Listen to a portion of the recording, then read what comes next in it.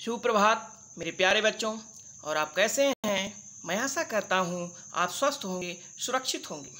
आपने मेरे पिछले वीडियो में रीढ़ की हड्डी पाठ की भूमिका, पाठ प्रवेश, लेखक परिचय इत्यादि के बारे में जाना था।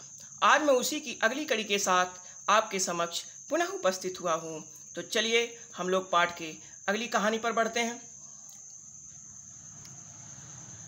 रीढ़ की हड्डी, जैसा कि आपको पता ही है, इसमें ऐसे लोगों का वर्णन किया गया है जो शिक्षा के प्रति और दहेज के प्रति हेय दृष्टि रखते हैं। तो इस एकांकी के माध्यम से आज हम पुनः अगली कहानी के बारे में जानने का प्रयास करेंगे। लेखक कहता है कि रामस्वरूप जी अपनी पत्नी से गुस्सा होकर के कहते हैं कि वह उसकी पढ़ाई लिखाई की चर्चा क्यों कर रही है। उनके अतिथि गोपाल प्रसाद यूँ तो वकील हैं, सभी सोसाइटियों में आते जाते हैं, पर बहु कम पढ़ी लिखी चाहते हैं।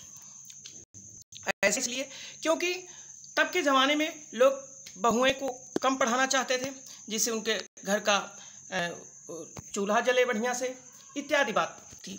लेकिन उसके पीछे मुख्य कारण यह था कि रूढ़िवादी विचारधारा लोगों की थी, इसलिए वो लड़कियों को पढ़ाना नहीं चाहते थे। तो लेखक कहता है कि वह कम पढ़ी लिखी ही चाहते थे इसलिए, और बेटा बीएससी करने के बाद उनका मेडिकल कॉलेज में पढ़ रहा है, पर पत्नी वह भी कम पढ़ी लिखी ही चाहता है। तो कहने का आशय है जो लड़का है उसका भी वह भी कम पढ़ी लिखी पत्नी चाहता है, और उनकी जो पत्नी वकील साहब, जो उनके पिताजी गोपाल बाबू, उनका तो बात ही अलग है। उनकी पत्नी भी पढ़ी लिखी कम है, यद्यपि वह क्या है, वकील हैं पेशे से।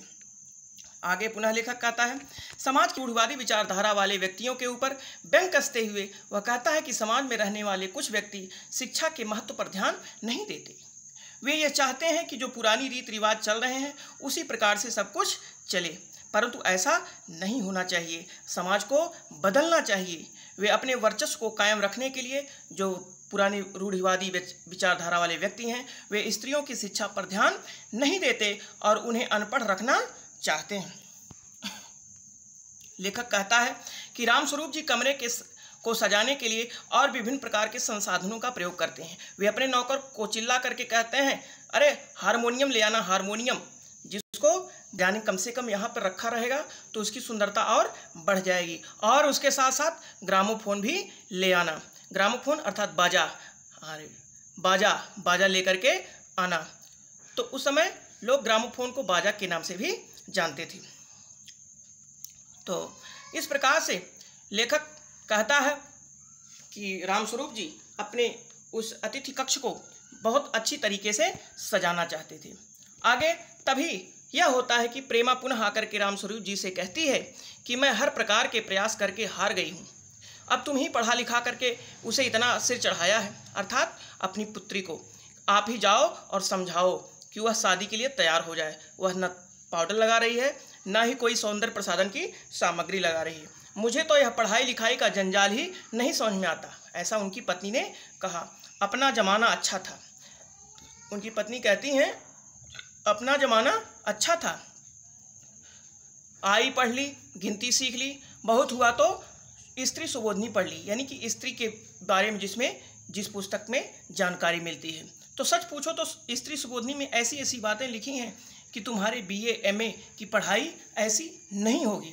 तो यहाँ पर लेखक स्त्री सुबोधनी एक शिक्षा थी, एक पुस्तक थी, जिसके माध्यम से यह बताता है कि पहले की स्त्रियाँ उसको पढ़ करके अपने घर को, अपने परिवार को अच्छे ढंग से चलाती थी।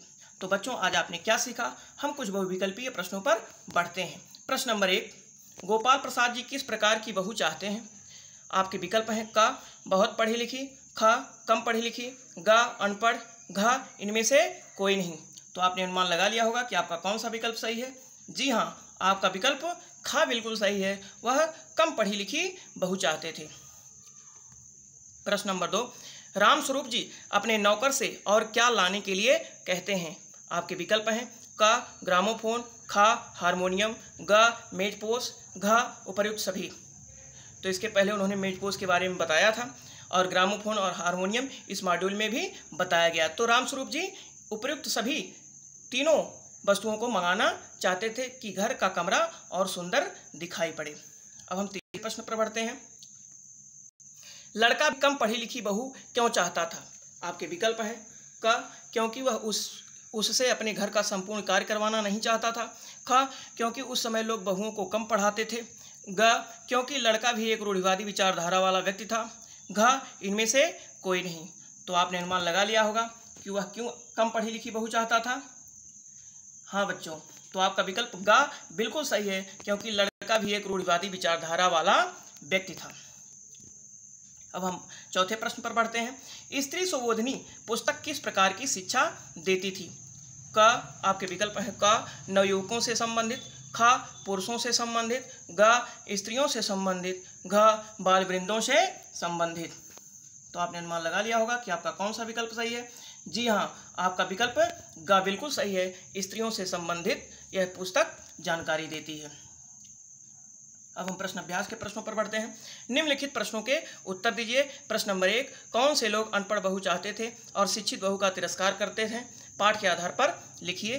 प्रश्न नंबर 2, अपना मान सम्मान और बच्चों का विकास, इन तीनों से आपको क्या आप इसको अधिक महत्व किसको देते हैं?